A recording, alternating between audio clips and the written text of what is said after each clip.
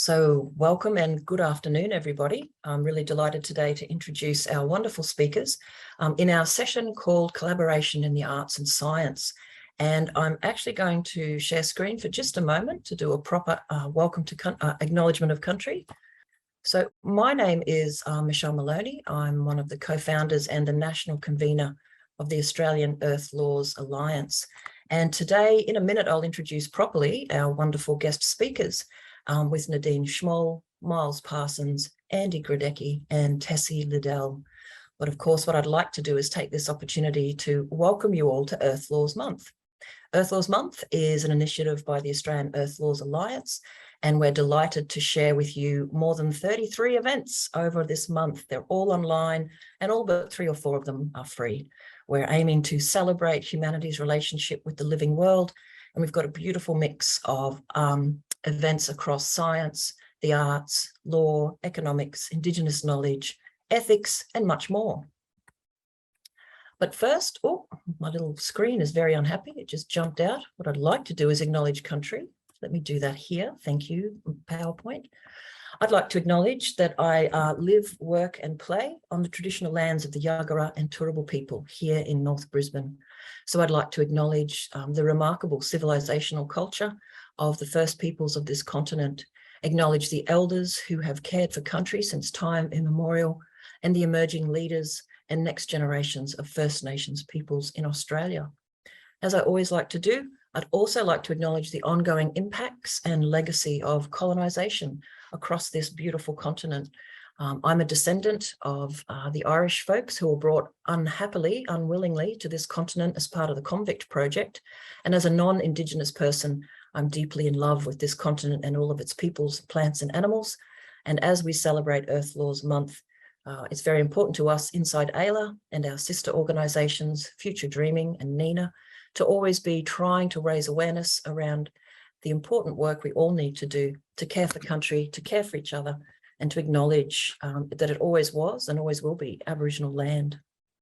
So I do invite you all, it's a bit of a nice Zoom tradition in Australia now, if you'd like to pop in the chat, where you are, whose country you're on, perhaps even the weather, how you're feeling today, anything at all. Please pop a little hello into the chat. It's a nice way for others to see you and hear your voice from wherever you are today. The Australian Earth Laws Alliance is lucky to be celebrating 10 years this year. We've been a volunteer-created organisation, and our mission in life, or our purpose, is to help increase people's understanding and the practical implementation of Earth-centred governance. From our early days, we were inspired by a theory called Earth jurisprudence, the idea that industrial society has caused significant harm to this planet by being disconnected from nature and from having a growth-focused, human-centred way of thinking and doing. The work that we're interested in is calling to non-Indigenous people to connect with country, to connect with place, to work in solidarity. And we work in deep solidarity with Indigenous friends and colleagues on this continent. And if you're interested in our work, please do check us out. We've got a really beautiful network of human beings who love and care for the living world. And it's an utter delight to have my job, which is interacting with what I think is the best human beings in the world. Aussies who love country, yay. So what we're interested in is how we shift from a human-centered mode of thinking and doing to seeing the living world as this interconnected web of life and transforming our governance systems to respect and care and nurture for all of life.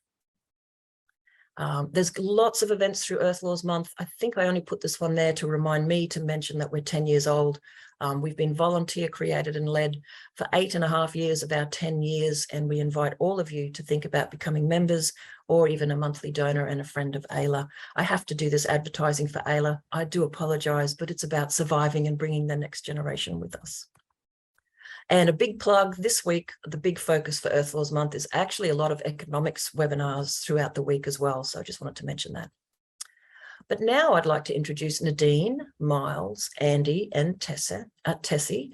And I'm going to stop sharing so that you can see their lovely smiley faces. I will introduce all 4, yes, through their bios, but Nadine might have to explain more fully. Tess is unfortunately having some tech troubles. But let me introduce our wonderful speakers today. Nadine Schmoll is a Meanjin, Brisbane-based artist and educator whose interdisciplinary practice spans art and science to explore plant, animal, and human interconnections. What a perfect and wonderful human being to have as part of Earth Laws Month. Nadine holds a graduate diploma in secondary education, visual arts, and has over 10 years experience as a museum and arts educator. She's won many prizes, and you can read more about her bio both in her own websites and on our bio page for the humanities. Dr. Miles Parsons is from the Australian Institute of Marine Science. Miles attained his PhD at the Centre for Marine Science and Technology at Curtin University in 2010, where he remained as a research fellow until 2017. He then joined the Australian Institute for Marine Science as a research scientist, focusing on underwater acoustics and in particular, the use of passive acoustic monitoring to census marine fauna, assess biodiversity and health, and investigate the impacts of man-made activities on aquatic animals. How absolutely fascinating. Andy Grodecki is from the Department of Environment and Science. Andy has been a very long-term conservationist and an advocate for the arts, earth arts, especially all forms of public art. For over 30 years, Andy has worked as a public servant in areas of community engagement, science, and natural resource management. Part of this over the last decade has seen Andy introduced and managing artist in residence science programs, and he's curated 8 art meets science exhibitions, which makes him a perfect speaker for our session today. And Tessie Liddell, who I do hope can connect with us technologically speaking, but I know she's here with us, is an animator and science communicator. Tessie is a New Zealand Australian animator who specialises in 2D hand-drawn animation to create films that combine science education with storytelling. She's currently completing a PhD with Griffith University, investigating how animated storytelling might be used to disseminate environmental messages. Very exciting. So without further ado from me, I'm delighted now to introduce Nadine Schmoll, who's going to help keep our session going today, and this beautiful panel discussion. Just a quick reminder, if you have questions for folks at any time, please pop them in the chat. Nadine and her team have a bunch of questions they want to discuss together. It's going to be rich and lovely. And then at the end, probably after 1 o'clock, we'll have time for Q&A with your questions and thoughts. Thanks, everyone. And over to you, Nadine. Lovely. Well, thank you so much, Michelle, for the introductions and the beautiful acknowledgement of country as well. And a really big thank you to Ayla for hosting the discussion today and for providing us with this opportunity to connect during Earth Laws Month. So I do have some questions to put to our art and science collaborators. We'll see how things go with Tessie's audio, but otherwise we might continue the conversation with Tessie in the chat. And as Michelle alluded to, sometime after 1 o'clock, we'll open up the questions at the end. So if the audience wants to participate in the discussion as well. So before I just put some questions to our speakers, I just want to firstly thank this amazing group of people for coming together to discuss art and science. All of our speakers today are passionate supporters of collaboration and interdisciplinary practice. Andy and Tessie and I actually met through the Art Meets Science exhibition and residency at the Eco Sciences Precinct a few years ago. And Miles and I collaborated more recently on an artwork that touched on the Reef Song project with the Australian Institute of Marine Science. So I won't say much more than that. I'm sure they'll talk to these projects in some way throughout the discussion. And as I said, we'll allow some time for questions at the end as well. So to start off on our discussion, I'm really interested to know, and this is a question for all of our speakers, how did you first become involved in the arts and sciences? Did the two disciplines appear on your radar simultaneously, or was this something that kind of evolved separately over a period of time?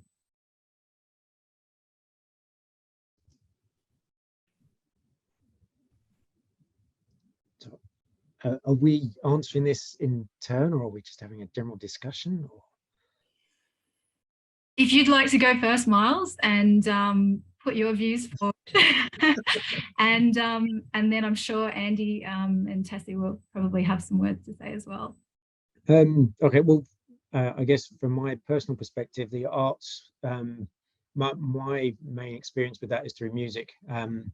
My mum was a piano teacher, My dad ran a jazz band, so I started playing the piano at 4 years old, and continued through. So my experience of the arts has all revolved around music.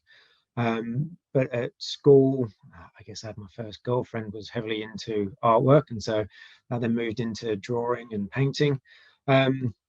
I was quite good at maths and science at school, so I did physics, chemistry, and maths, which led me into engineering at university for my degree. And then when I came and migrated to Australia, I wanted to do a PhD that kind of used my skills, but also got me into wildlife and marine wildlife. And that took me into underwater acoustics. And believe it or not, the underwater world is very, very noisy. Animals use sound in a variety of ways for lots of different reasons. And to me, they are quite musical. And that in itself just lends itself to lots of avenues for mixing the musical side of animal communication with the scientific side of it. So that's kind of where I've had all my experiences. Lovely. Thanks, Miles, for sharing. And can I just ask, is music still something that you do?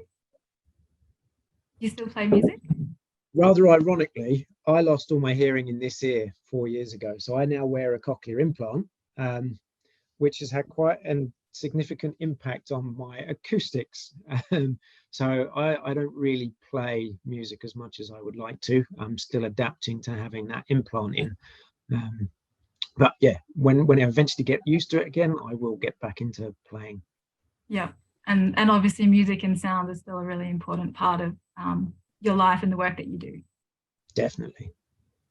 Yeah, fantastic.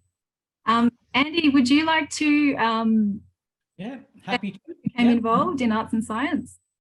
Well, Dringaree, everyone. I'd just like to acknowledge I'm coming from Mulunjali country. I was involved in the science area all the way through my professional career. Before that, I was into electronics, ran an electronics business, but it was really when I came to Queensland and started working with one of the government departments that I was all into around communicating science, and have done that for donkey's years.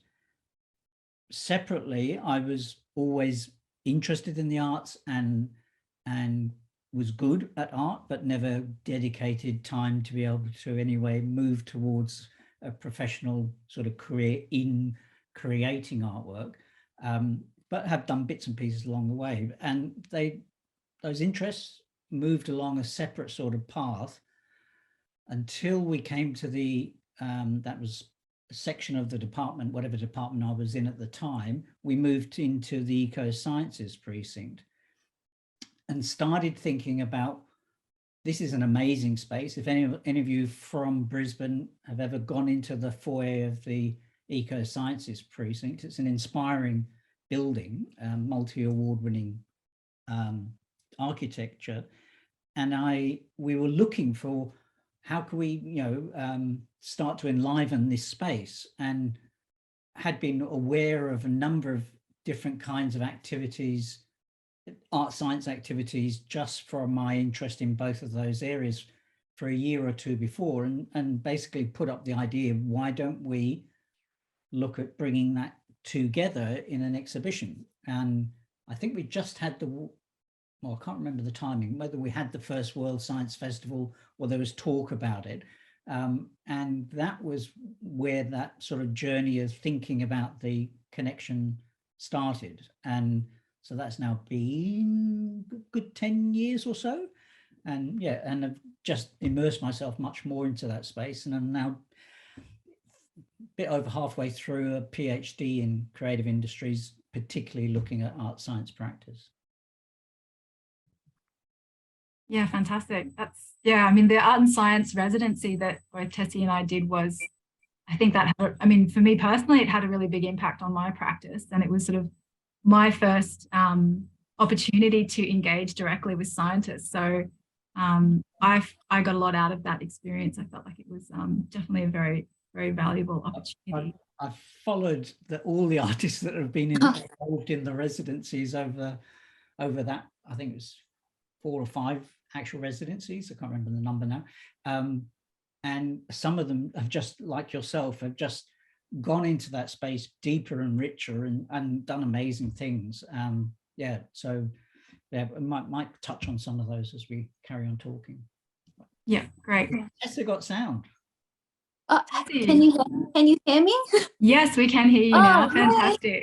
Excellent. Yay! Yeah, no, Andy, the art science collaboration it's a really good one that you have at the Eco Sciences Precinct. Just, I think as well, because you've got multiple people collaborating at once with different departments, and it's just so interesting and engaging. So yeah, I got a lot out of it as well. And in terms of becoming interested in arts and sciences, I guess I've always been interested in both disciplines, but I've always kind of been more of an artist. And I guess the reason I kind of, I don't know, looked into artist in residencies with science and things like that is because I've been doing a PhD as well about animation storytelling and environmental messaging. And I was looking at a way to kind of make my animation, make the environmental messages, I guess, more credible or more informed. And so I looked into collaborating with scientists to be able to do that. So I guess that's how I got into it. Tessie, was your first experience also through the art and science residency at the Eco Sciences Precinct? Was that your first time that you got to work with scientists, or you'd previously? No.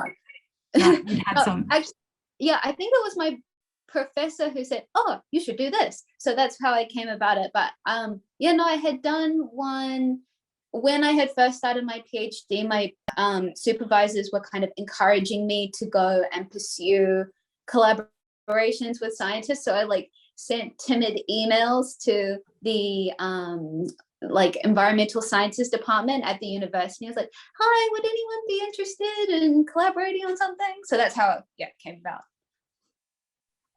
Yeah, sometimes you've got to go looking for that collaboration, don't you? Yeah, even if it's scary. Yeah, which kind of brings me on to our second question, just sort of talking specifically about collaboration, because that's obviously something that we're all really interested in and have delved into in various ways. I would say for me in my arts practice, collaboration is really another form of symbiosis.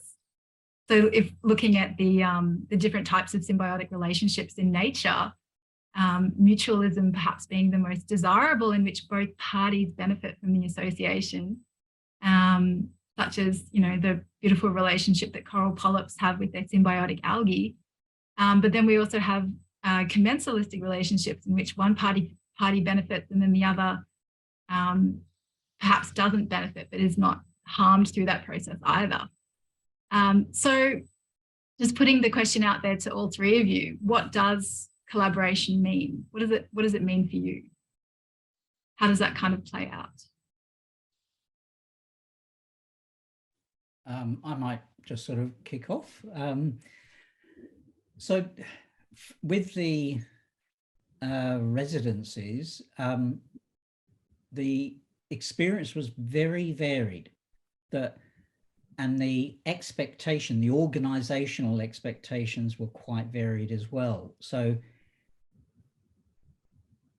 there was not a deep understanding of what collaboration between such what are commonly seen as very disparate disciplines. Many people, well, some people couldn't understand why on earth we even looking at bringing these two together. But others didn't sort of always get the understanding that this is a mutual effort, that we're actually coming together to collaborate. So what in my PhD, I looked at a whole load of different art science activities around the world. And by far the most common kinds of art science activity are not really a collaboration, they're more a using. So it could be the artist using science information and accessing science to enrich their work, or science organizations either commissioning or cajoling an artist into doing some work to meet their needs. So lots of those examples, there isn't a form of collaboration, but there are those where it's a much more mutually beneficial activity, and there's clarity amongst the various players, including the organization, and if it's a venue, the venue. And there are some really wonderful examples of where that occurs, where there's a deep understanding amongst all the parties that we're doing something together to create something new and meaningful that we wouldn't have been able to do if we hadn't come together. Yeah. Yeah. But to me, it's quite a range of different ways that art science coming together works. And yeah, a collaboration is very different from like a consultation. So yeah, consultation is more where you're getting something from the other person, whereas collaboration, it's kind of like a combination of ideas and decision making. So both people are, interacting with the creative aspects and the ideation aspects. But sometimes, from a scientist perspective, even just in my interactions with Nadine, sometimes, so Nadine approached me with the concept that she was doing for a piece of artwork in terms of having an immersive display of corals and images, and was hoping to have some sounds that can go with it. So from that sort of respect, it would be me just providing sounds, but through the discussions, it gets to promote all sorts of ideas in my head from an artistic point of view that I can share, which Nadine may or may not have used or want to use, but it just promotes a completely different perspective in me as a scientist on what I'm doing. So even when there is that consultation, I think there's that opportunity for it to be a part of a collaboration, or at least to generate new feelings in one side of them. Yeah, totally. I think all those interactions are incredibly valuable. I would agree with with what Mark was saying. Just I felt like I got a lot out of our conversation we had, and just sort of bouncing ideas backwards and forwards. Like that to me is the exciting part of collaborating with somebody else, is that we all come from different walks of life. We've got different perspectives, and so somebody else will see something that you don't necessarily see. And I think that's the really exciting part of collaboration.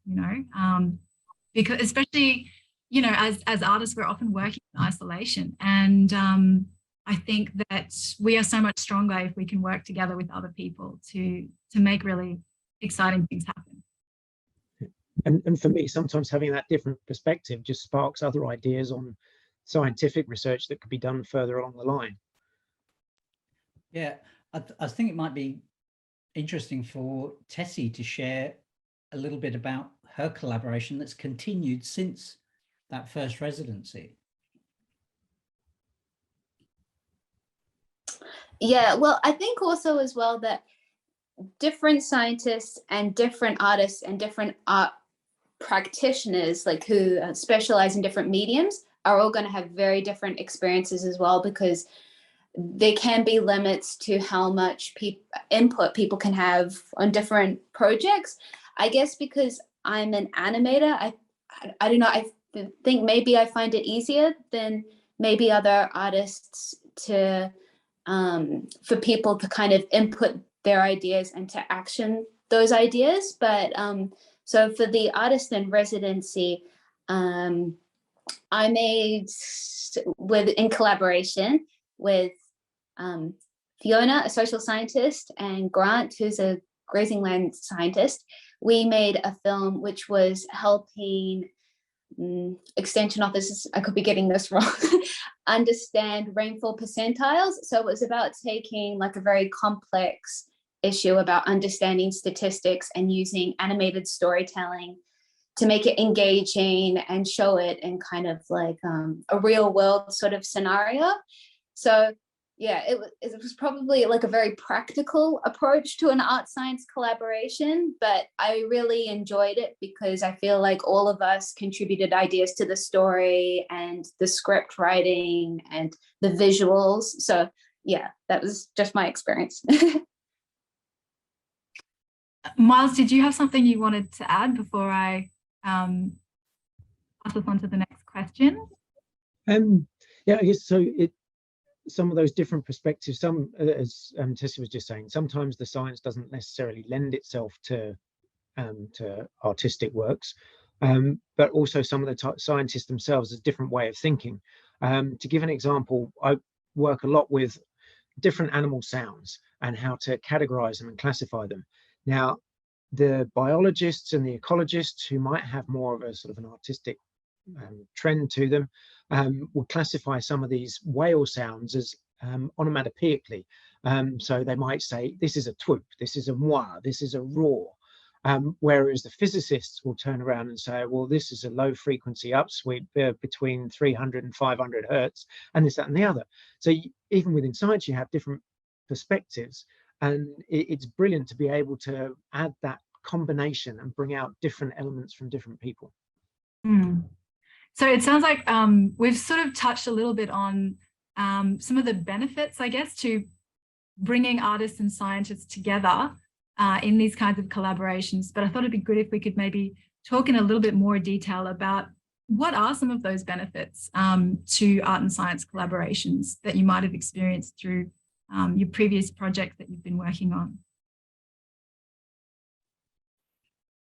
I could perhaps just draw on one example. I can't remember if it was in the same year that you collaborated, Nadine, and that was the work of a botanical artist, Louise, I've just forgotten her surname, Dash. But anyway, she's a botanical artist, usually, in fact, she specialized in illustrating orchids, did a great big collection of orchids from Victoria before she moved up to Queensland. But she collaborated with the botanists at the herbarium, and the person that actually did the taxonomy of orchids. And he basically looks at the dried specimens and examines them very, very closely to work out whether something is a new species or is a particular species. And he had identified a species from the Atherton, somewhere near the Atherton Table, some mountaintop, and it was a new species. And he had only ever seen this as that dried specimen. But in her collaboration with that that taxonomist and others, she had identified what other species occur with it. And she created an artwork that showed this little bush, little orchid with the other species and the rocks that it grows on. And it was the first time that taxonomist had an idea of what its micro ecosystem was. So he was able to visualize what was actually occurring there. And it was just a really good example that it really required her thinking and bringing that all together to illustrate that. Andy, we just had a couple of people posting in the chat. Louise Saunders, the artist, was it Louise Saunders? Yes, definitely. Yeah. It was. Great, thanks for the help there, everybody.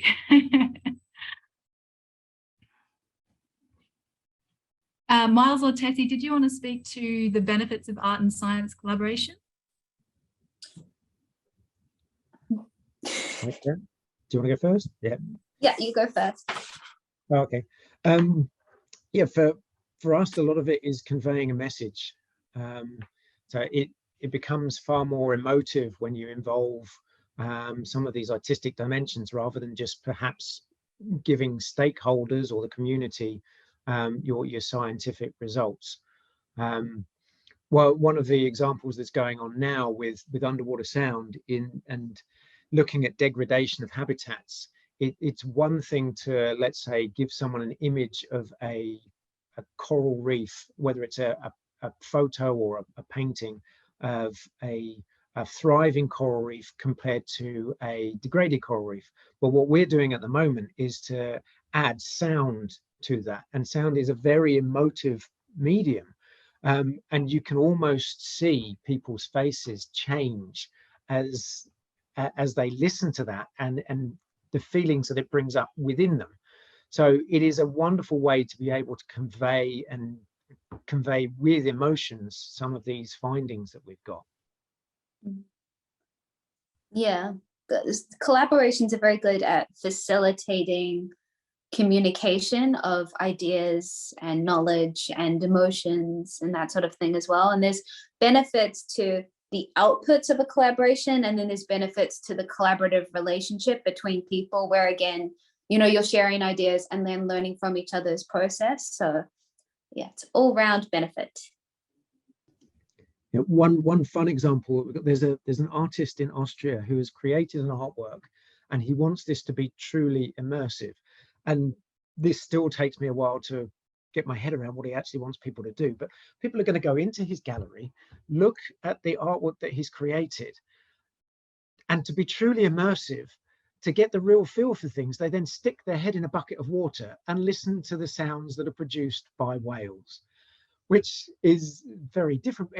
But it's a completely different ways of conveying points of view. And it's just fun for me as a scientist, talking through different options of how this can work and how to make it work purely from a practical perspective.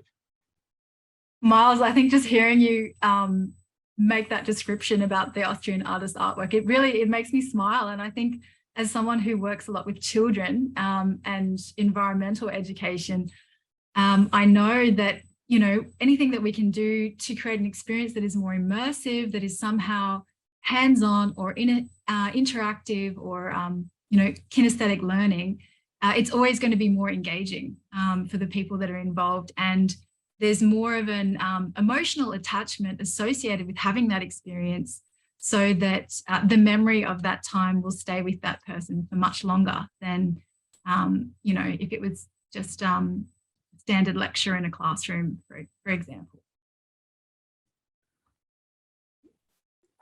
Yeah, I think that that trying to affect people is a very important. In my research was particularly looking at art science collaborations around addressing climate change and the environmental emergency, and all of the examples I identified were all keen to, in some way, affect the person and give them an opportunity to take some sort of action as well, to take it that little bit further. But it was really, the first point was in some way to affect the viewers of the work, and whether that's by immersion of their head in a bucket, which I think is fantastic, or just simply by the power of the work, and that, you know, the difference between a healthy coral and not is another really good example. Because I mean, really what we're wanting to do is we've all got a message that we want to get across to people, and often the message can be, you know, environmental, and encourage people to take action, to care for the environment. So I think if it's, yeah, as we're saying, sort of engaging them through emotion is a good way of doing that, and really trying to reach a general public audience as well. Do you find, like, especially from a science perspective, you know, there's a lot of research that gets done, but maybe not all of that is necessarily accessible for a general public audience? I think, though, we've got to recognise that both within the science community and within the artist community, that wish to affect in that way isn't you know, across all of everyone. That depth of move people to take some sort of action is I think common. It depends on whether there's a coming together because of a particular issue or concern or something similar that they want to move towards that kind of affect. I definitely have seen scientists that just want to objectively report their results and that's it. And similarly, artists, I'm doing this work, I want to carry on doing this work in this way, I'm not too worried. I'd like some people to like it, but that's not why I'm doing it. I'm in this space. So on both sides, there's people that aren't really attempting to affect others. I also think that there's like strategic approaches to eliciting affect, because it's really nice to want to make people feel things about art and about certain issues. But I think an element of strategy is also important. And often when you're kind of like targeting a specific audience, that can lead you to a more strategic and overall effective approach. I don't know. Yeah. Yeah, and there are different ways to get really quite complex concepts across, and that differs depending on who you're targeting and who you want to convey that message to. Yeah, absolutely. Definitely got to keep your audience in mind for whatever it is that's being done. So I guess then sort of moving on from the benefits of art and science collaborations, but maybe looking more at the overall value. And this is probably a question for you, Miles, if you want to start with this one. Where have we seen the overall value increased by contributions of art and science? And I don't know if this is something where you, I'm sort of thinking you could go back in time here throughout history, thinking about the contributions of art and science. But do you have any thoughts on where we've seen that overall value increase by contributions of art and science? Oh my God, my dad, the history teacher, will hate me now as I scroll through my brain to think of historical examples. It doesn't have to be historical.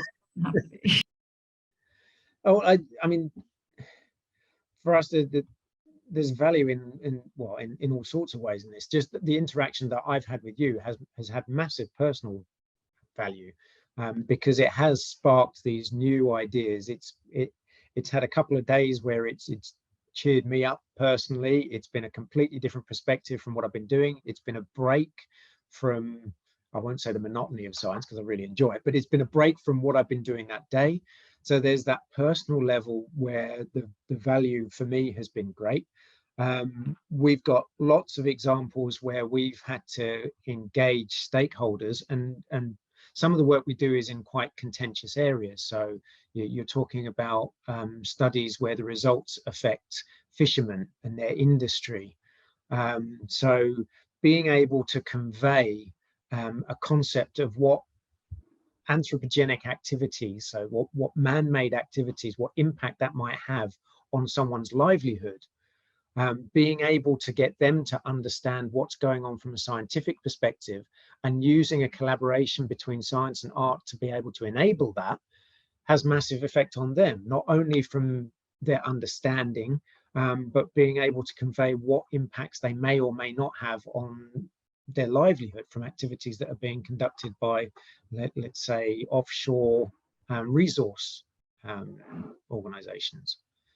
So there's lots of different scales on the value that we can have, whether or not it's personal, even just on our own feelings for the day, to understanding our own livelihood. Andy, did you have any thoughts you wanted to add to that? Well, I think it's probably just from the observation of doing a very long contextual review of art science activity. There has been it must be perceived as of value globally, because there has been a massive increase in art science collaborations, and that's in literature, in publishing, a whole range of different publications, lots of them online, from university courses, master's degrees and other collaborations, co-location of art, creative faculties with science faculties to make sure that those opportunities occur more naturally. So there's lots of examples of where the increase of collaboration occurring, and that's, I'm presuming that's because of people perceive that value and the need for bringing the disciplines together. It's the whole notion of collaboration and the disciplines working together goes back, a good century and a half, when there was that splitting of philosophy into the arts and the sciences. And as we did more and more specialization in science, there was more and more separation. And I don't know, I think it's probably a bit of a global response about the need to bring them together more to provide those opportunities, I think. And I think as we've come forward and we've advanced technologically, there's so many more different ways to engage different media to enable that collaboration. And so that broadens the possibility of what avenues we can take to do it. Yeah, I'm just reading, we had a comment from Joe in the chat, just in relation to the discussion we're all having here. Hi from Grodecki country in Gippsland, Victoria. Joe says, to me, science and art are just two aspects of understanding and appreciating nature. I had to choose between art and science in high school and had a successful 3-decade career in environmental science and sustainability. Chose to pursue art full-time. And loving the freedom of expression and the crossover of being an artist with a science background. Thanks, Joe, for sharing. Great to know there's lots of other people out there also working across art and science. And yeah, and seeing that the perceived value of those collaborations as well. And Nadine, I'm not sure if you're opening up for questions, but there's a lovely question from Peter. Or are you just plucking comments as you find them? Did you want me to? We might leave that one until the end if that's okay, Peter, but I will come back to that question, definitely. Yeah, thanks, Michelle. So let's talk a little bit about some examples of when we've seen art used to convey science and vice versa. I'd be curious to hear from, all three speakers, and it could be something that a project that you've worked on yourself, or maybe a project that you've seen someone else do. But yeah, let's hear from some examples of using art to convey science or science to convey art.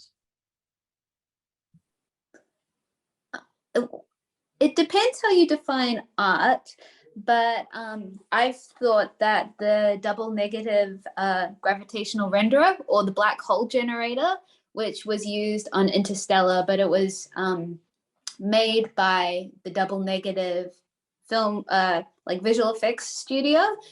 They made this black hole simulator, and it's kind of being used in scientific applications now to demonstrate what happens when things move through a black hole. So I think that's really cool, because funding for films and stuff means that they've got enough money to invest time and energy into these really amazing visualization tools, which can be used, to communicate science, but to also, function in film as stuff as well. Yeah, sorry, I'm doing a bad job explaining this. One example that comes to mind for me is the art at Cern. So the world's biggest scientific experiment has had a long-running art science residency where they select artists from around the world, but it's very intentionally about that whole blending of ideas, that they share that space, they collaborate deeply and discuss deeply, and it influences the work of the scientists at Cern as well as the artists and their practice. So to me, that's one where it's both. It's very much being used both ways. But yeah, it's one example that comes to mind. I guess the one from me that immediately comes to mind is what we've had here at Ames across our offices, both in Perth and in Townsville. And that's to do with work on ghost fishing nets. So if you don't know, one of the biggest contributors to marine debris and marine pollution is ghost fishing nets. So fishing nets that have been either discarded or lost, which then can attract and contain animals. So there's been an artist who gave out different instructions on how to take a little pack of fishing net and to weave them into different objects, whether or not it's a piece of coral or a fish or a jellyfish, And to each of the people within our offices, and we've got about 300 people across Australia, we all received a little pack, and we all made this tiny fish, piece of coral, whatever. And then our artists took all of those, put them all together and made a wonderful art installation, which if you go on the AIMS website, you may be able to see a picture of it, to convey what's going on with fishing nets, how we can reuse some of them, what some of the impacts are. So that was actually bringing the scientists in to help build the art installation as well. So it's kind of on different levels. It's a small scale because it's on presentation in front of our offices, but that's one of the two that spring to mind. And the other one would be Nadine's artwork, which I'll probably let you explain rather than me. Oh yeah, okay, sure. You put me on the spot there. Yeah, so I guess Miles and I collaborated on a piece for a recent exhibition that I did. It basically combined photography, wearable art, and augmented reality, and it was about corals. And basically, what I did was I took created a garment made using plastic water bottles, and photographed myself wearing the garment, and then the photograph became the sort of touching point for the augmented reality experience, which then seen through a mobile device.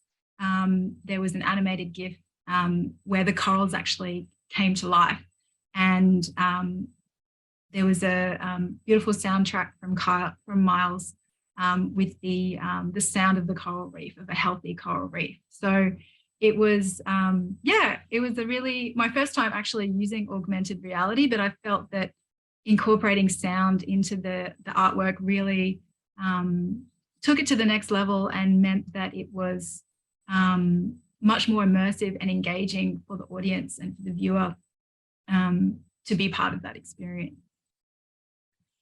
I did want to also just mention briefly, there's an artist that I follow and am really inspired by, which other people might have heard of before, a Danish artist, Elias Oliverton, who created a work which was kind of combining art and activism, going to the north and taking pieces of ice, glacier ice, and then displaying it in a public square and watching sort of the progress over time as the ice melted, and just seeing people's faces and, you know, them being exposed to that, I think had a really powerful message about climate change and the impact that we're having on the environment. Yes, that artist actually exhibited in front of the Tate Modern, had the blocks outside the Tate Modern. He's done a few similar things like that. Yes, very, very powerful work. Yeah. Yeah, definitely. Peter's just posted in the chat, I've heard little mention of the imagination. When the panel is addressing Peter Beth's question, can they also please discuss dreaming from the perspective of the exercises of the imagination? Okay. We've got one more question to put to our speakers, and then we'll open up for those and we'll address those questions in the chat. So the last question that I had for each of our speakers was, what elements do you think are necessary for a successful collaboration? And maybe Tessie, we'll start with you. Hello. Well, I think it's back to what is collaboration? It goes back to the what is collaboration question. And I feel like if it's not a collaboration, then, and it's being like, it's not a collaboration, but it's being called a collaboration in like a bad way, then maybe avoid it. So a successful collaboration would be, wait, I need to think about this a bit more. Someone else go first. That's okay. We can have someone else take on that question. Andy? Yeah, I can go. Yeah, I think it's the clarity of understanding that this is a collaboration. And when you're collaborating, there's lots of people that could have different roles in that collaboration. With your collaboration with AIMS, there would been AIMS's role in that space, where the artwork might get exhibited, would have had some sort of say in all of that process. So there's recognizing there are quite different players and making sure that there's understanding around their different roles and the power they may have in that process at different parts of the collaboration. To me is really important. Obviously valuing the contribution of both parties, so ensuring both are appropriately remunerated. And that was the experience with the residencies. It took a long time organizationally to get to the understanding that artists should be paid. It's again, because of that different in perception of using the arts to do something, as opposed to this is a coming together, a collaboration. So to me, it's important that recognizing the value. The scientists in the same way need to be valued within their cohort, that this collaboration with an artist is a valuable activity as well. So yeah, there's quite a few elements there that I think make a big difference as to whether it's using or not. And following on from that, there's that openness of perspective, in that we're all coming at everything from very different angles.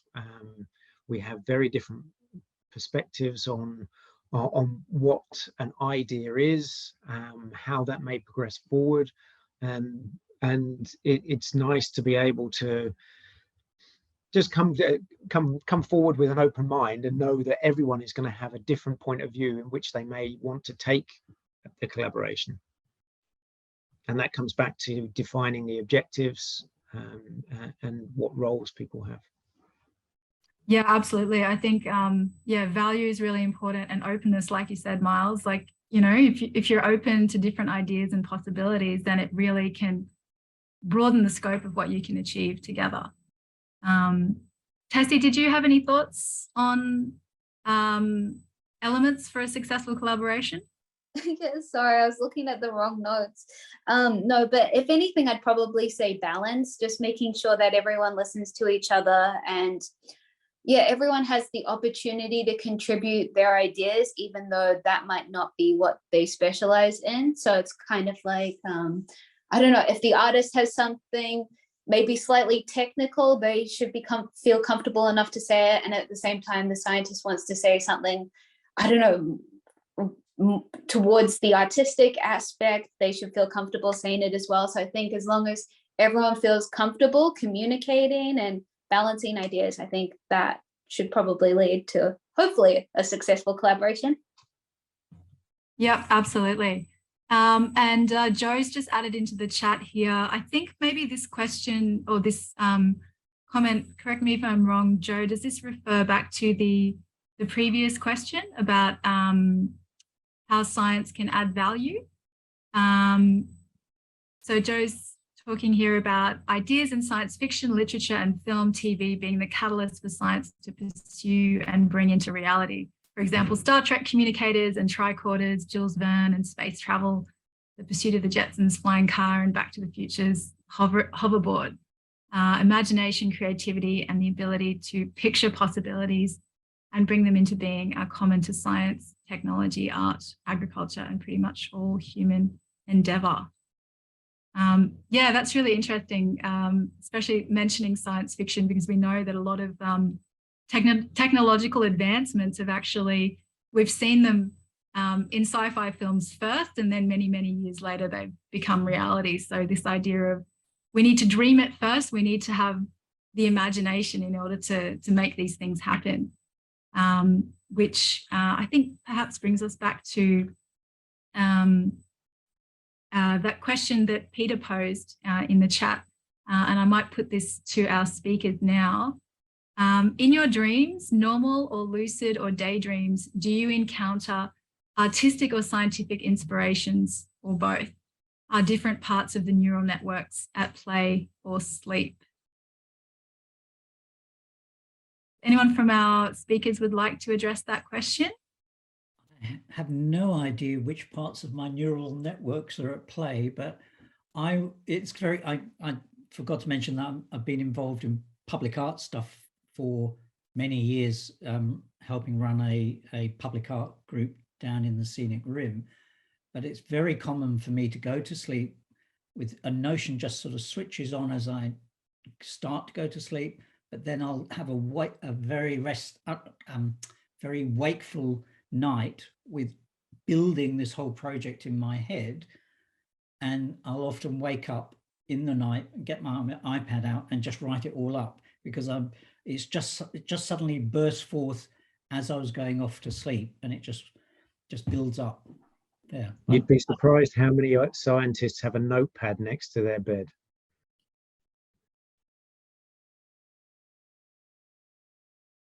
And artists too, I dare say. I know there's been quite a few times where I've been problem solving something in the studio and it just hasn't worked out for me. And then I'll go to bed and I'll wake up and suddenly I've got the solution. It's like my subconscious has just been working away for me quietly while I've been sleeping. And because often, you know, when it comes to creating things, you want to really get into that flow where things just sort of come easily. I find if I try too hard to force things, then it doesn't always turn out as well. So sometimes I need to just kind of let go and trust that my subconscious brain knows what it's doing and will sort of work away for me quietly in the background. Peter says, sorry, is that Miles? I was going to say, if I shared dreams, I think there's a not safe for work element to them. I used to have a dream diary actually where I wrote down my dreams, and I have a dream like a dream dictionary where I would analyze my dreams as well, but I don't necessarily use subject matter from my dreams in my artwork.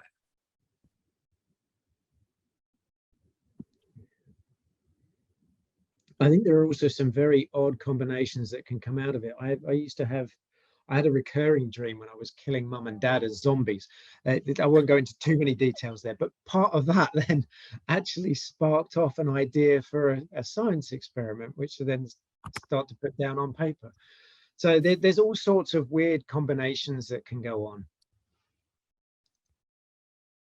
Sounds like a fascinating science experiment. I'm just checking Peter, the comment about discussing dreaming from the perspective of the exercise of the imagination. Did you feel like we've discussed that, we've addressed that question, or would you like us to go into a bit more detail?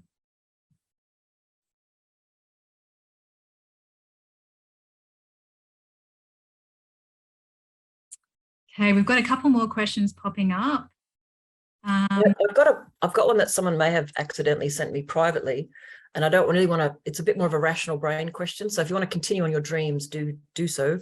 The question was about how do you show the impact or effectiveness of these collaborative projects, because some artists have trouble getting grant funding and support for their work. And they've had, and I know this from our own experience within Earth Arts and Ayla's work, sometimes it's really hard to explain why these things are effective in a world that values certain aspects of the rational mind more than other, if you know what I mean. So we'd love to hear any examples of how you've convinced or shared or excited other people to support this kind of work.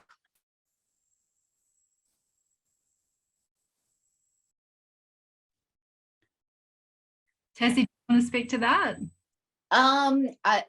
Again, I think often the arts practice, not that this is a good thing, but that can play a really large role in how easy it is to kind of get grant funding and to convince other people that your idea is a good one.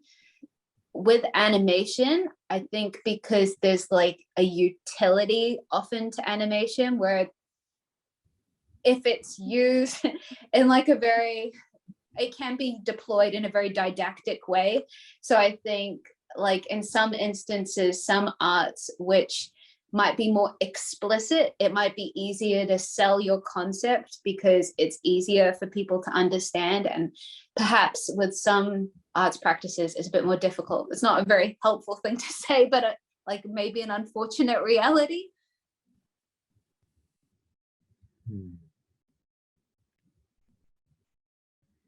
Just following on from what Tessie was saying, I guess I feel like, you know, being an educator in schools where we have a very busy curriculum, often the arts is not seen as high a priority as other more academic subjects. And so I guess for me, I try to increase the value of what I do by pairing it with science, which is often highly valued in the curriculum.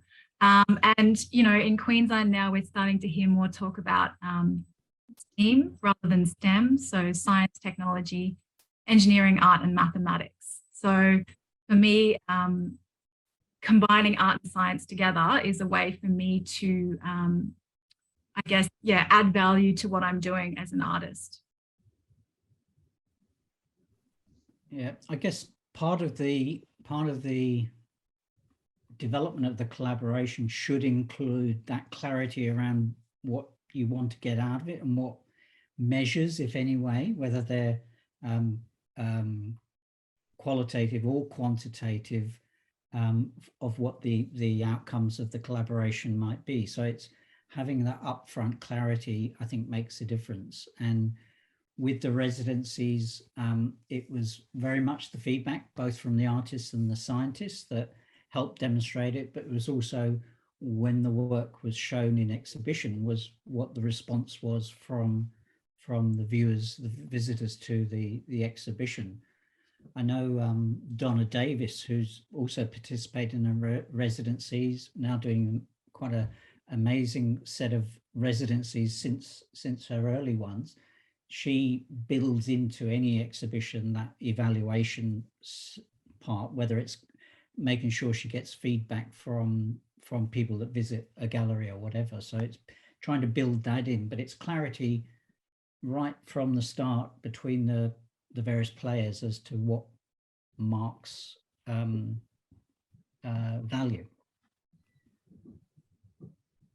We've just had another question pop up into the chat from Sally. But Miles, did you want to just briefly speak to sort of following on from Andy there?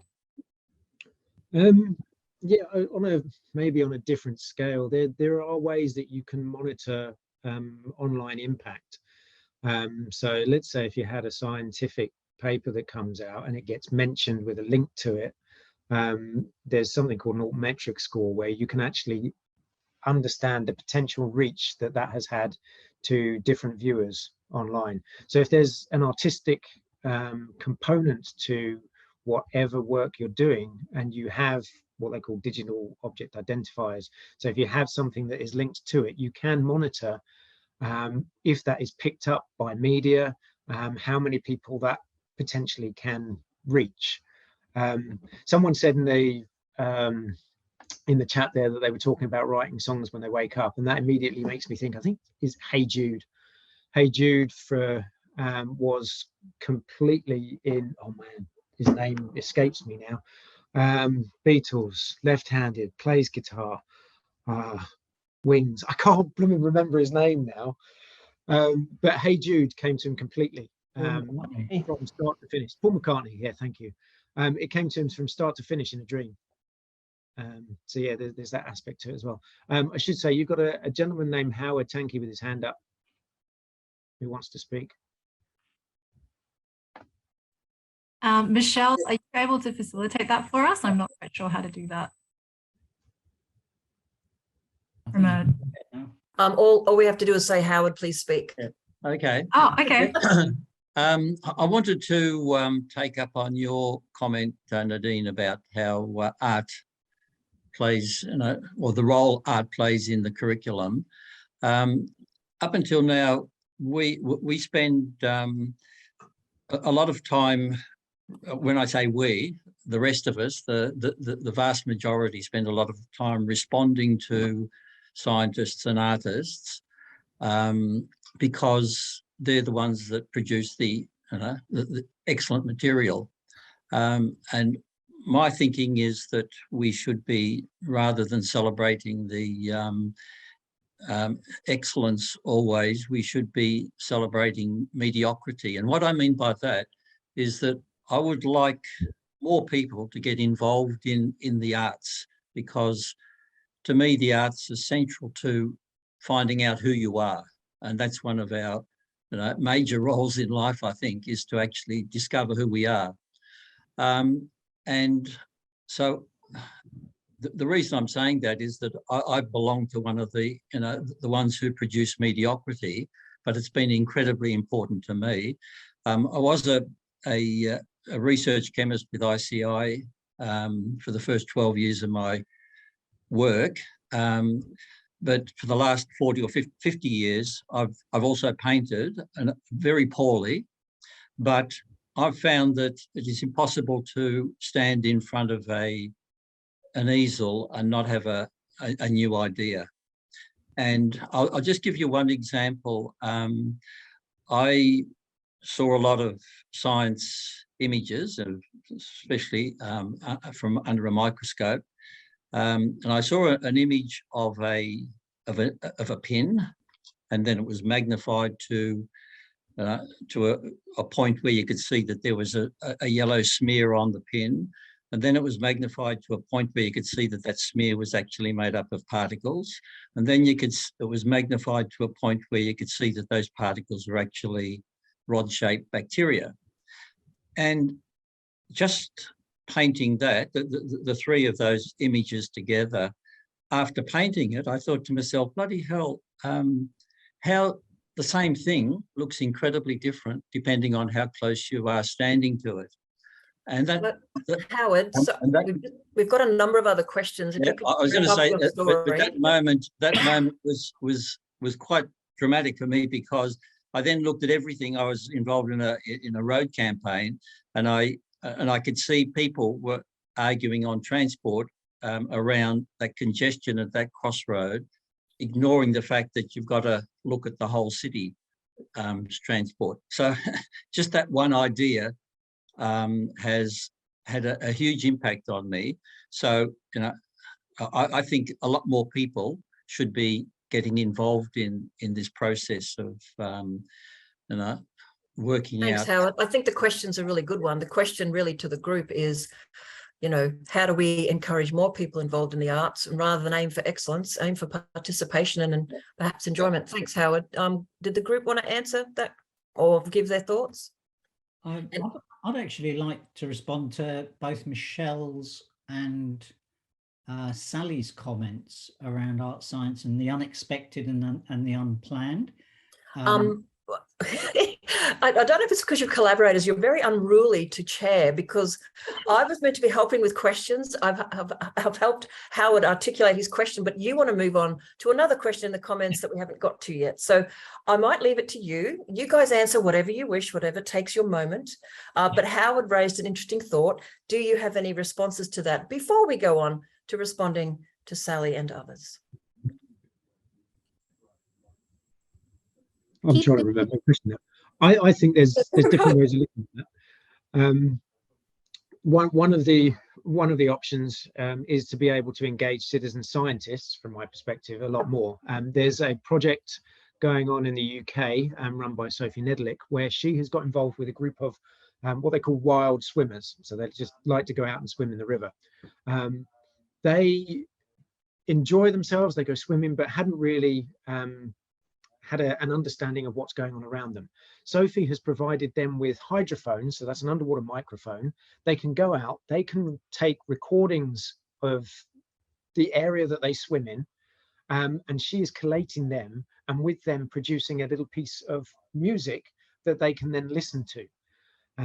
So that in itself engages not necessarily artists, but just the general public in becoming more involved in science, more promoting awareness of their environment, and more involved in the artistic outputs that can come from that. Thank you, Miles. Any other thoughts on the public engagement around arts? Otherwise, there's a couple more comments in here that I can move through quickly to make sure everyone feels that their questions are being heard. Yeah, Yes, if I Anne. comment. I mean, there is been a history of participatory science activity where the scientists will engage with those people that are affected by the work they're doing. And there's public participatory arts practice. I think we really need to champion that whole idea of participatory arts science. Because it generates all of the things that we've been talking about very effectively. Lovely. In a wider population. Now, just quickly, you don't have to respond to all these. Mark has commented on the role of meditation as well as dreams. Simon mentioned, so he's dreamt some amazing songs, but decided not to play any of them in public after he woke up. And then there's a comment from Sally, which I think Andy would like to respond to. Shall I just read it though quickly? Because not everyone is able to read the chat quickly. So Sally says, I think from my experience, some of the most valuable outcomes of art and science projects come from the unexpected and unplanned. It can be hard going into a collaboration without planned or expected outcomes, so trust between collaborators is imperative. Can the panel talk to that, please? Well, I had thought about it a little bit. Yeah. I'd mentioned earlier Donna Davis. One of her first, might have been her first art science collaboration was with the Queensland Herbarium. She lives just outside Ipswich in Queensland and near a nature reserve. And she was interested in what fungi might grow on that site. It's a particular ecosystem that's just dominated by one type of melaleuca with some grasses and maybe the odd little forb or herb or something on it as well. But when you look at it, you just see a very simple ecosystem. She spoke with the mycologist, Nigel Fechner at the Herbarium, and found out how to actually collect fungi specimens. She committed to going out once a week for a year to collect samples of fungi. And Nigel said, oh, you may get some, you may not, we'll wait and see. But I can't remember the statistics, but I think she collected over 100 different types of fungi. And some of those are new species, not ever seen in, and others never seen in that kind of location. So suddenly that unexpected detailed commitment to go out and collect fungi on this endangered regional ecosystem, suddenly it changes the whole perspective on the biodiversity of that landscape. That only from a surface view documented one dominant tree, maybe one or two others that occurred there, and a few grasses and a few other herbiforbs. And that's all they saw. And now they know that this landscape supports all of this massive fungal biodiversity as well. Very unexpected, unplanned. I mean, she planned that commitment, but knowing what was going to come out of it was totally unexpected. I think that does link back to the other question I got, which is about this, you know, sometimes you can't predict, and it's the same with community development work and work that Ayla does. You can't always say exactly what's going to come out the other end, but we have a bizarre world that wants all this certainty, and, you know, you must do a detailed plan and explain if you veer away from it. So I imagine it's very difficult sometimes for arts projects to show all of those outcomes. I think the challenges must be huge. And in fact, the next comment, it's sort of more of a comment than a question. Michelle is talking about the differences between creative and critical. If any of you would like to respond to this, she says, I'd like to suggest that both science and art share a combination of creativity and criticality. She's saying that they're both creative in the sense of generating new ideas, and she goes on, and then also critical in the sense of requiring us to exercise refined judgment. Did you guys want to comment on that at all? Does it limit you to feel that sometimes you have to engage with both, or is that a great thing? I couldn't agree more. Would you like to elaborate? Or Nadine? Or I know that from the conversations that got generated from both the exhibitions and the residencies, the amount of scientists that reported saying, yeah, they're creative thinkers. They have to think all the time. They're having to think of different ways of either investigating a particular problem or interpreting data. That they're always doing this, and they recognize that, yes, they are creatives and hadn't really thought about it in that way before. They thought themselves as super rational. Yeah, I would add to that when it comes to creative and critical thinking skills, I mean, that's something that, you know, in the Australian curriculum that we encourage in our students through art, but also through science as well. And I think that there's, as I've sort of, I've learned through my process of collaborating with scientists that there's actually a lot of similarities between what artists do and what scientists do, in the sense that, you know, we often conduct research, we conduct experiments, we hypothesize, we need to problem solve. So, you know, all of these processes that we go through, I think, are not too dissimilar from each other. So I think that there's a lot of commonalities between art and science. And I think that, yeah, those creative and critical thinking skills, fostering those are really important for both parties. Mm. Miles, I wonder, as a scientist, if you wanted to respond to that too, the creative and the critical, how they all fit together. I think Andy and Nadine have summed that up quite well. Certainly from a personal point of view, there's a lot of creative thinking that has to go into designing experiments, which is then matched with the critical thinking of exactly what that's going to come out with, and will it provide a quantitative result. The other aspect from scientific point of view is that we're moving, unfortunately or not, from a base science to an applied science set of thinking. If you're looking for funding as a scientist, or if you want to try and conduct some experiments, there is far more push now to have an applied outcome from that. So you're not only having to have that critical thinking, that creative thinking, but you have to have an application that goes with it. So that's another aspect that comes on top. Thank you. There's a couple of other comments in there. Before I turn to them, because some of them are actually a nice way to wrap up thinking about these issues today, can I put a question to the four of you in terms of your future projects? We've heard a lot about the work that you have been doing. What are you excited about, or what are you looking to do next, or what challenges are you seeking out to challenge, or, you know, to do even more exciting and interesting things? What's on the horizon for all of you? Nadine, did you want to start? Yeah, sure. Well, Tessie and I are actually collaborating at the moment on a project for next year. We are going to be creating an exhibition for the Children's Gallery at Logan Art Gallery. And it's a project called the Coral Community. And so we're combining our different artistic disciplines, so sculpture, photography, but also hand-drawn animation, to create a project that will, it'll be fusing art and science, it'll be interdisciplinary, and hopefully involve the community in the art making process as well. Sounds excellent. Tessie? Yeah, and storytelling as well. We really wanted to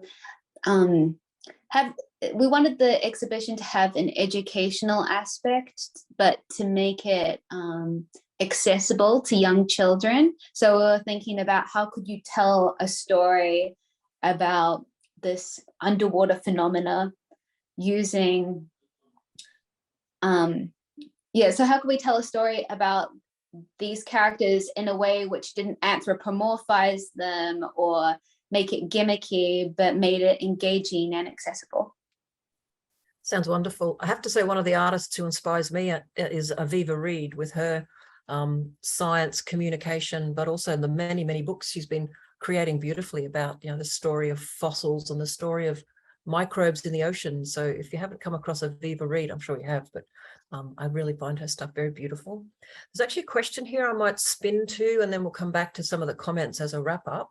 Oh, sorry, Miles and Andy, things you're excited about. What future projects? I cut myself off. How clever I am. I'm, as part of my research, hoping to start an art science project. Still undetermined, still wanting to and it's really testing that whole idea of collaboration. So, yep, I'm not sure how it's definitely going to be in the climate environmental emergency, but First Nations understanding as well in all that process. But I've also been invited to collaborate, and this was a community response to a intent to start up coal seam gas mines in our community. There was a massive protest over a decade ago now, and we're now looking to do a collaborative celebration of both the science and the art and the community response around all of that. So that's something that's also going to interest me. Thank you, Andy. And Miles? There isn't anything specific on the horizon, but there is one that I have always wanted to do, which is to create a Christmas album of fish songs. You have to. Wasn't there an album of animal sounds? Sorry, I can't remember what it was. Didn't it take off at Christmas? Wasn't it? Was it birds? Was it sounds? Yeah. Didn't it go crazy? It went viral. Yeah, there hasn't, as far as I know, there hasn't been anything done with fish on it. Oh, you have to do it, Miles. We demand you to do it. Miles, I think you'll have to contact Mariah Carey and get her involved as a collaborator. Oh, please, God, no. Actually, Miles, that sounds like a wonderful, wonderful project. Please do pursue it. Hey, there's a really good question here from Simon, which we'll have as our last question, and then I'll read a couple of comments and let everyone sign off. What's the role of art in an emergency, our climate and ecological emergencies, given that science and tech development needs to be fast and art can be slow? What about art in urgent times? It's a tough question. Yes, Miles. Miles, you want to go? Yeah. If you're using climate as an ecological emergency, it's not the science or the tech that need to be fast. It's public perception and change in opinion. And that is one situation where art and science will work brilliantly together, because it is, again, coming back to conveying that message in an emotive way. And Andy, did you jump in? Yeah, I was going to say that around Australia, there's been a whole lot of responses to the various disasters we've experienced in response because of climate change.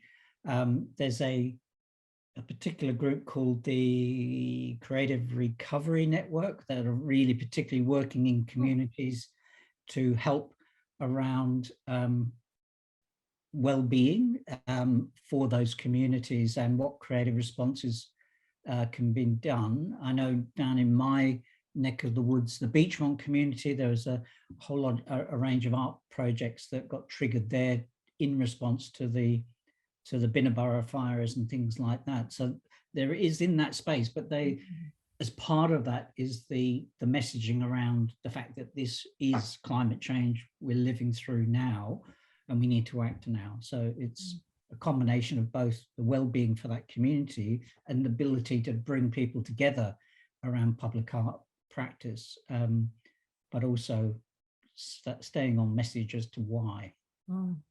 Wonderful answers. Thank you, everyone. And it reminds me, recently this year, we had the wonderful Emeritus Professor Will Steffen talking about planetary boundaries. And obviously his information is imbued with depressing facts and figures, very worrying indeed. But his form of optimism is in terms of the rapid potential of tipping points within social systems. And this is something that Ayla is very interested in. So the idea that we just continue with the good work of all this creativity and science and education and sharing, and, you know, what Ayla would say, connecting to the love of our place and making sure people know what's going on, and just keep pushing that work out into the world, whether it's advocating for the kinds of responses we need or just getting that momentum. And we often find in the Ayla space, just keeping people motivated enough to keep going is a part of that. And I think that's where the arts are quite beautiful. They help us express ourselves and to express the grief and the optimism for our future. I might just start to wrap it up. I did just want to share a little comment from Joe. Joe has written that Mark and I, and this I think relates back to our conversation about the subconscious and dreams, we find in both science and art that we trust in the stew pot, my subconscious. I gather information about a particular project and let it stew until answers or the next steps are arrived at and thrust into my consciousness. This operates in the background while I'm doing other things like gardening, laying in bed, in the shower, driving, and so on. And I'm sure everyone can relate to that idea where you may have a notebook next to your bed, but some of your best ideas are while you're in the shower. It's very frustrating. I have often thought of getting an aqua type of pencil and pen. But look, there's lots of other lovely comments. But in terms of starting to wrap up a bit, Sabine has written there that she'd love to work with environmental and climate scientists. She's a designer and artist. If anyone has an interest, please pop into the chat and have a look at her work. And I noticed that Peter commented nicely back to her with some other suggestions. And there's a couple of other lovely suggestions of reading and such in there. But other than that, I think we've covered questions really well. Thanks so much for your patience as I tried to herd the quals back into line. This has been a wonderful conversation, and I've personally really valued your time. On behalf of everybody in our group, we'd love to extend a huge thank you to all of you for sharing these important stories of work and inspiration. Did any of you want to have some final comments as you sign off? Any calls to action or invitations to look at your work? Yes, Tessie, you go. You look keen. No, I just noticed Grant was in the comments. Hi, Grant. But I also wanted to say, because he was talking about the collaboration we did recently. So after we did the art and science residency, we made 2 more animations together. And in terms of that, that film was about helping animal graziers understand how to use like rainfall and pasture growth statistics to help them make informed property management decisions. And I would say in terms of like creating artworks around environmental messaging, sometimes there's environmental messages which aren't obvious, but should also be considered. So rather than looking at big issues like climate change and melting ice caps and things like that, which are also incredibly important, there's also kind of smaller issues which make up those bigger issues, which also need to be addressed, and plenty of opportunities for art science collaborations there. Wonderful, thank you. Any other last comments from our panel? Nadine? I just wanted to say, yeah, a big thank you to everyone for a really lovely discussion. And yeah, it gives me a lot of hope for the future, knowing that there's other like-minded people out there who are also passionate about art and science, because, you know, a lot of the issues that we are grappling with can, as you alluded to, Michelle, can be quite overwhelming. But I think if we all just do what we can in small bite-sized pieces, and it all does make a difference in the end. It really does. Miles? I didn't have anything else to add other than it's been a lovely discussion, and thank you very much for involving me in it. Thank you. We hope to see, we'll bring you back for more discussions when you release your amazing Christmas album of fish songs. Andy, any parting comments? No, a wonderful conversation. Thank you all for all your chipping in as well, the participants. And now we've talked about it a lot more. I think you'll see art science collaboration more. It'll just become more evident to you, and just lend your support to any examples that you see. Wonderful. And on that, we'll start to wrap up and say fare thee well, and an open invitation to all of you to keep an eye on Ayla's work and activities. We've been running a very small and humble Earth Arts program over the years, despite lack of funding, but bringing beautiful people together to share lovely things. And next year, we're going to have a strong focus on the Green Prints program that we run and bio-regional health, how we can transform Australia into the patchwork quilt of healthy bioregions, changing governance, changing law, changing economics, whilst also weaving the arts and science. So please do stay in touch with us. We'll definitely stay in touch with you. And thank you again, everybody. Thank you, Nadine, for organising the gang. And yeah, there's some lovely thank you notes in the chat. And JP has shared some fish and some music in the chat, which is very cute. Thanks so much, everybody. Oh, just a reminder, tonight at 6:30, we've got our next webinar for Earth Laws Month. We've got 2 or 3 a day for all of September. Do check the program. Tonight's about population, consumption and climate change with the wonderful Emeritus Professor Ian Lowe, Hayden Washington, and Jane O'Sullivan via some pre-record. So do join us, and thank you again, and have a lovely afternoon, and be creative, dream well, be happy. Thanks, everyone.